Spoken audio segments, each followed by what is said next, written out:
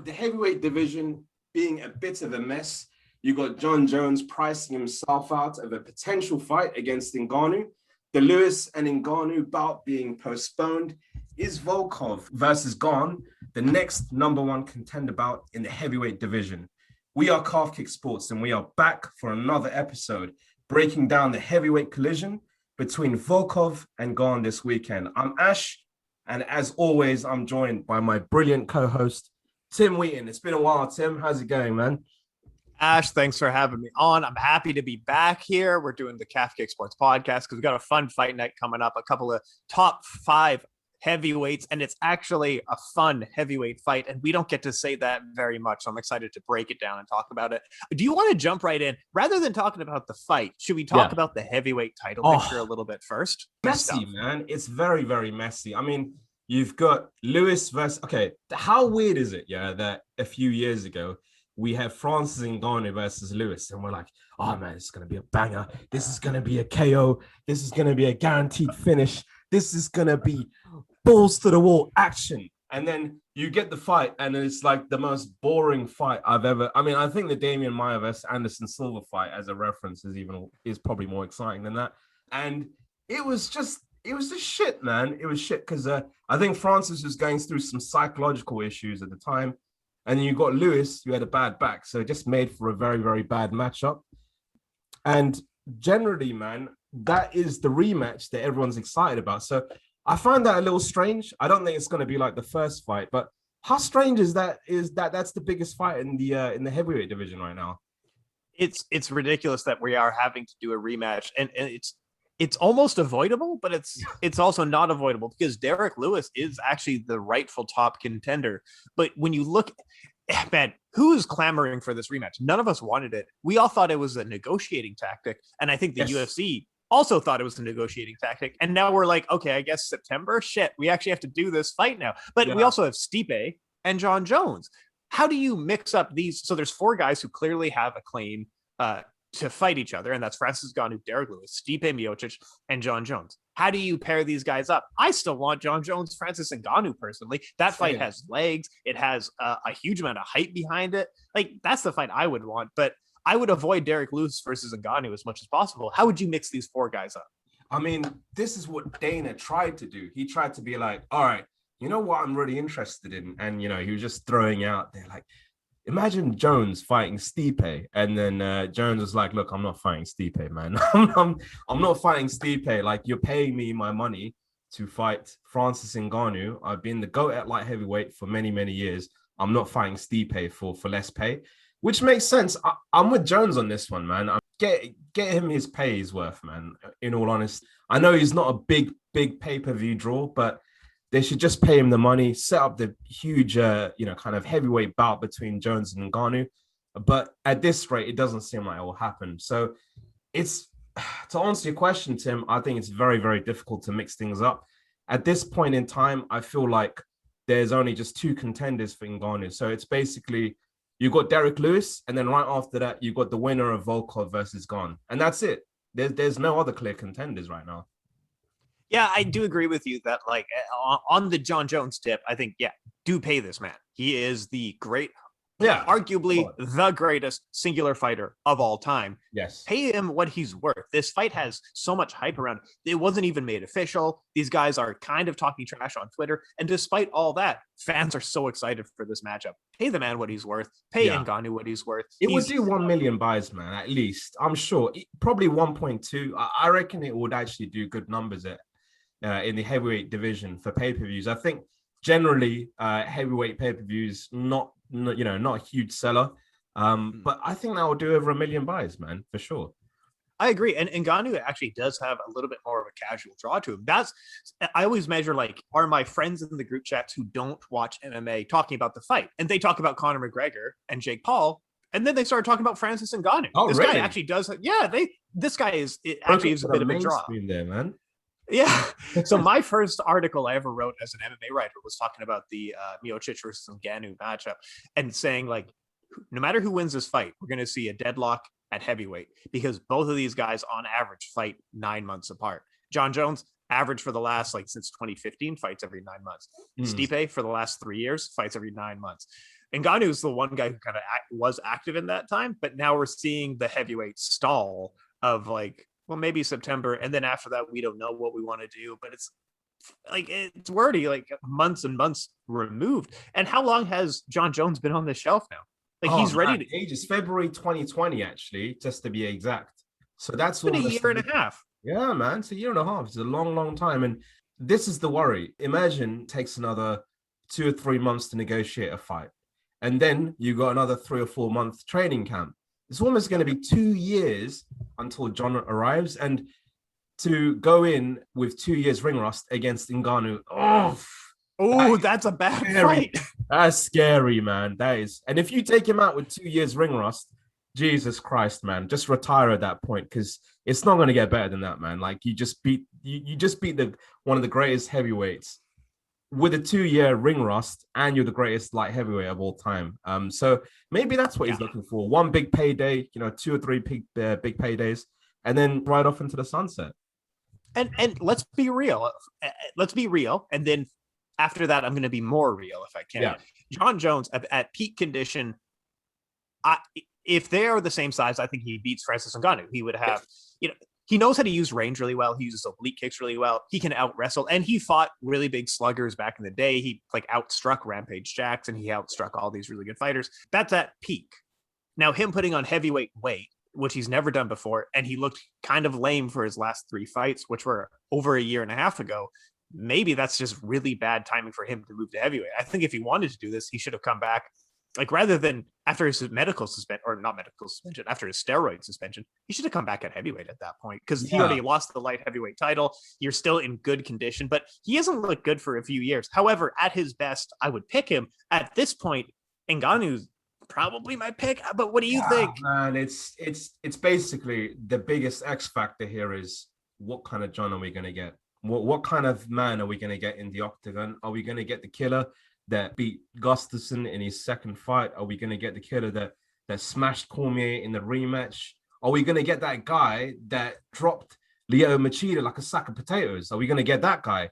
I don't know, man. It's hard to say. But look, I'm as a Jones fan, again, people are going to come at me in the comments. I think personally, man, like at his peak, he is the best. And the skill set that he brings is just ridiculous. I mean, I think Francis is very skilled, but yeah, you got a good point, man. Maybe moving at heavyweight earlier would have been better. Do you reckon he could have beaten Kane? Actually, I think that's a worse matchup. I think Kane would have won that one. Now that you say that, right. Kane was the champion at that point. Yeah, I forgot about that. Yeah, you're right. No, Kane was so good too. But so yeah, finally at heavyweight, we have an interesting top 5. Stipe is kind of the odd guy out. I assume he wants to take some time off due to possible head damage. And but if he comes back, would you rather him fight a rematch against Ngannou? Would you rather him fight John Jones, or set up like the next contender against Derek Lewis? What would you do with the Stipe Miocic in this case? I mean, Stipe is very much a company man, if it seems like. So I think anyone that they put him against, if they're giving him good enough pay, he'll just say yes to.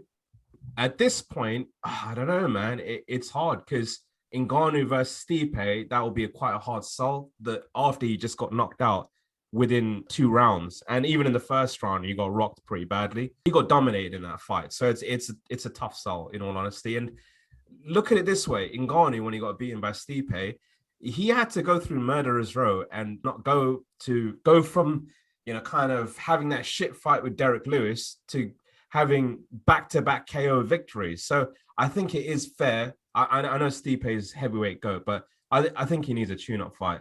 Who that is, I don't know. I would have loved to have been Jones, but he's priced himself out of that. So it's a difficult one, man. Do you think he should fight the winner of Gane versus Volkov? That's a great segue. Good job. That was really smooth. That was really good.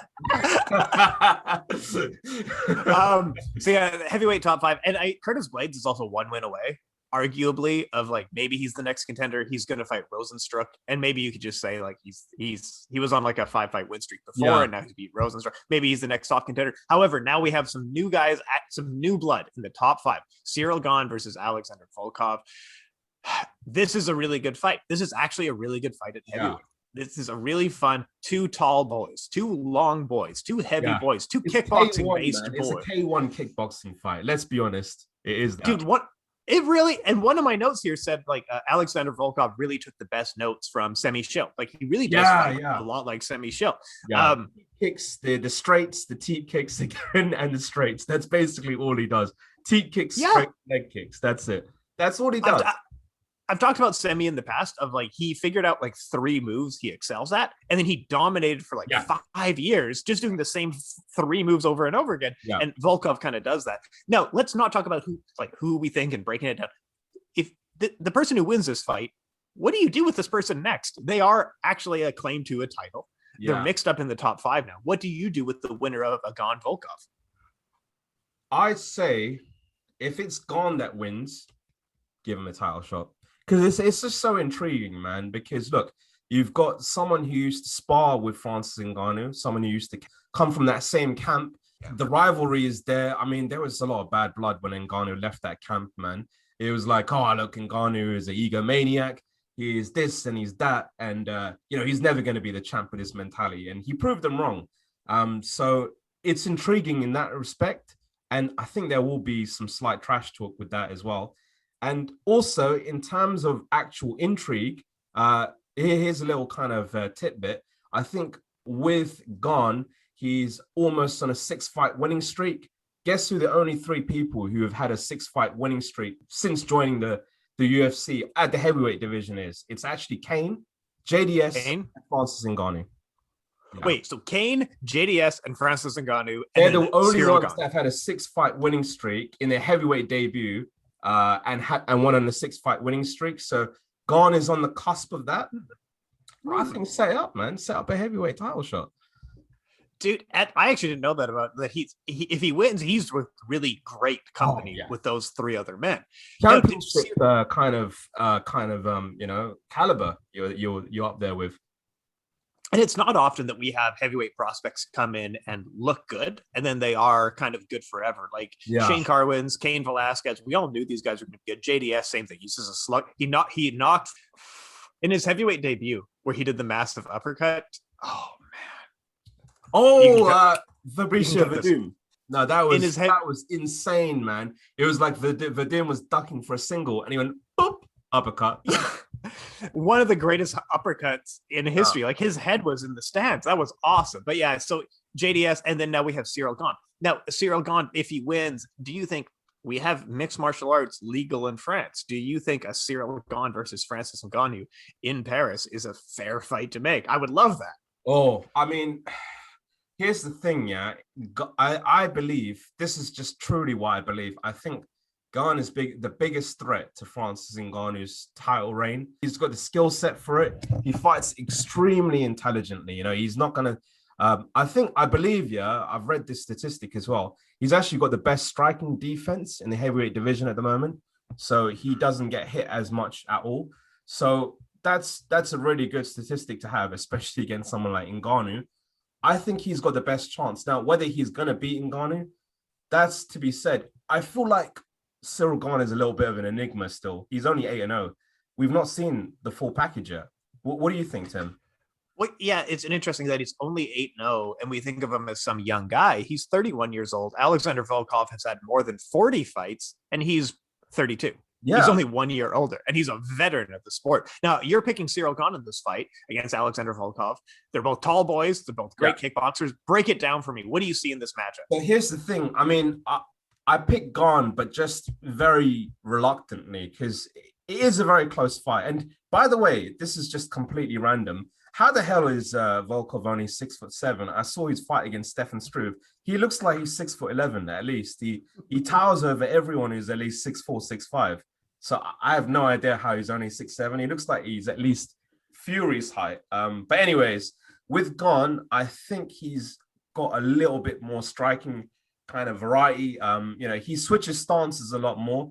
He's going to throw a bit more looks. What he's done in the past as well, I love this. He throws these kicks, not to land it, just to see what you do and just to see how you react. Very, very intelligent and cerebral striker as well.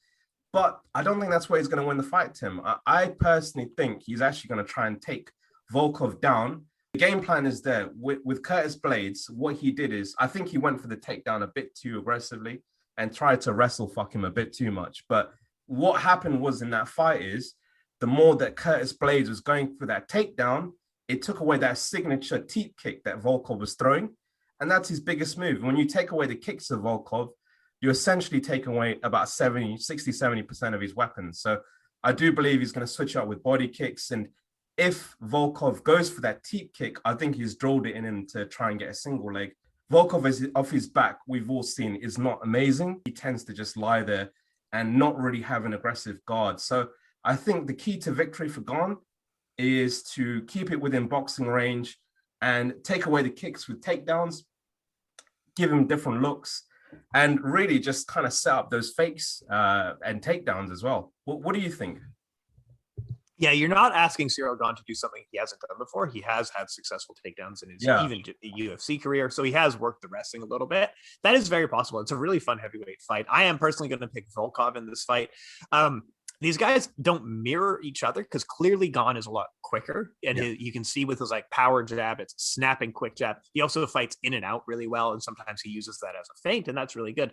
Whereas Volkov is a little bit slower, and he uses length really well. And that's why, like you said, he's only 6'7", but he fights tall, and he knows how to fight tall really well, using that teep kick, using his long jab. He was the M1 champion. He was the Bellator champion. He's a Kyokushin karate black belt, and really emulates that semi-shield style. Uses range better. A couple of really good kicks he has, a couple of like 1-2s. Both of these guys clear defensively, fairly similar in that they kind of back away. Now, this one is at the UFC Apex, so these guys won't be able to back away. This is going to be, oh man, this is like crazy, man. You got, whenever you put heavyweights in the UFC Apex, it's just hilarious, man. It's like you're putting two guys in a phone box. So I am interested because both of them pick their shots, right? They are patient strikers. They're not combination bruisers that we've seen in the past. They kind of like, they're patient strikers. They pick their shots really well. But I'm curious, once they're actually fighting someone who can match them for length and skill, are they going to start exchanging a little bit more, or will they just cancel each other out and have a really boring 5-round fight? Mate, you hit like that second point. Yeah, I was literally thinking this could either be an amazing technical kickboxing display or an amazing MMA fight, or it could just be they just stare at each other for 5 rounds because neither of them are scared to make the first move, and they're both counter strikers classically. The stakes are high. They're both counter strikers. Yeah, I don't know. It could just be really boring. Though, Tim, because he hated that last fight against Jairzinho, and rightfully so. It was a shit fight. It was very boring. Very, I mean, he's played a smart game plan, but I think with Gane, man, he is. You could tell he's very much kind of got that GSP mentality where he's, look, I'm going to take as little damage as possible. I'm going to play the safe approach. I'm going to counter strike. I'm not going to try and come in and try and wipe you out in the first minute like Ngannou against Jairzinho, and nothing like that. So he's not going to do anything like that. So yeah, I hope it's not boring, man. It'll be a tragedy. No, and like it's set up well enough that it's two long boys in the apex. Hopefully, like they can't clear too much space before they have to start engaging. Yeah, and one interesting tidbit, neither of them really defend leg kicks. Statistically, neither defend leg kicks. No, yeah, I've seen that. Right, isn't that interesting? So whoever starts really landing leg kicks more, I think keys to victory for me, at least for both of them, are going to be pretty much the same because you want to nullify your opponent. So push your opponent against the cage so they can't back away. Initiate the exchanges. You want to pick your exchanges and land first. Mix your high and low strikes. So you're always mixing feints. You're mixing your leg, body, head, just so the opponent never knows what's coming. And like you said, mixing a clinch and takedown every once in a while so your opponent never really goes. You don't have to do anything with it. Just land it so your opponent never knows what's going to happen. Land lots of leg kicks, lots of feints. But yeah, it's a kind of a pick 'em fight. I did pick Volkov because on paper, like he has better wins and even his losses are to better opponents. Like I know that Gane had beat JDS, but we're talking about a pretty old JDS at that point. So I think Volkov has won and lost to better fighters, but also Gane clearly is faster and he's clearly a great, like he's a really good contender. He hasn't taken a lot of damage in his career. He also does, he's a technically orthodox fighter who does switch really well. So there is a lot of good opportunities here. But yeah, I'm glad that you picked Gane and I picked Volkov here. Yeah, I mean, the one thing I would say is I don't think he's classically, here's my prediction. I don't think Gane's going to be typically fighting at that southpaw stance because that opens up that right teep kick to the body. And I've seen Volkov throw that so many times on southpaw. So it's going to be interesting whether he switches stances as often or he's just, slugs out in that southpaw stance. So that's going to be another interesting factor. Oh, that's a really good point there as well. No, it's a fun fight of two guys who their output looks the same, but the way that they get to their output is total opposites, right? One more thing as well, just completely random. Volkov has put on a fuck ton of mass, man, since his blades loss. Have you seen it? Like tell me everything. Oh man, he's 247 pounds in the blades fight, and in the last fight, I was like, let me just look at the actual. When you look at a side by side, he's 265 now, so he's potentially cutting weight to get to 265. He's a big boy now. That's really interesting. So, and I've wondered how much that benefits fighters in the past. So now we're going to get into the really great stuff I love talking about with heavyweights, that most of the great heavyweights are quite small. 230 pounds is like the optimal heavyweight champion.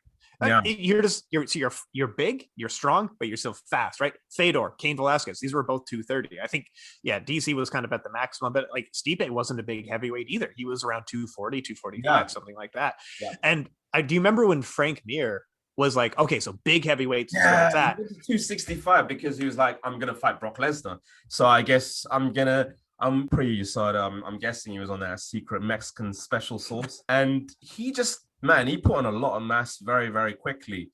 I'm glad you mentioned that because that was when, as a heavyweight, I'm gonna be as big as possible. Bigger the better, bigger the better. It was the Brock Lesnar era back then, so it was a lot different.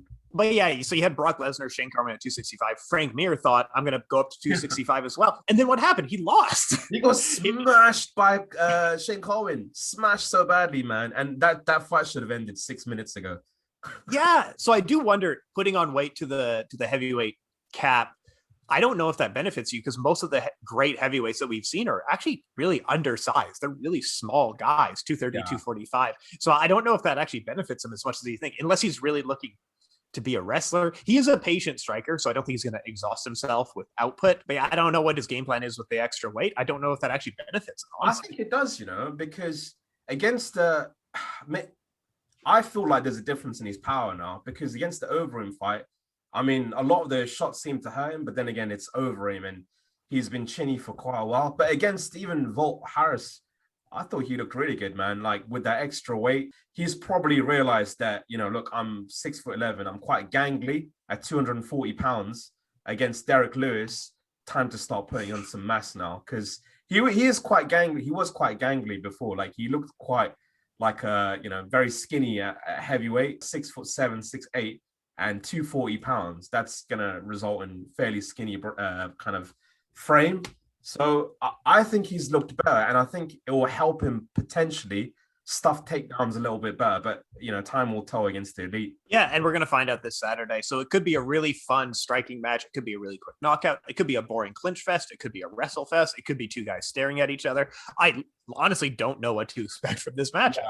Yeah, exactly. I'm hoping that it will be exciting, but, either way, man, it sets up so many other big fights in the heavyweight division for sure. Yeah, it's going to be a fun fight. I think the results are going to be really interesting. Just throwing more variables into the heavyweight top five. Also on the card, you have Tanner Boser, who fought 2 weeks ago, who lost to Ilir Latifi versus Ovince St. Preux, who's going up to heavyweight for the second time in his career. Honestly, who cares? And then you have Kennedy Njoku versus Danilo Marquez. That's a fun fight.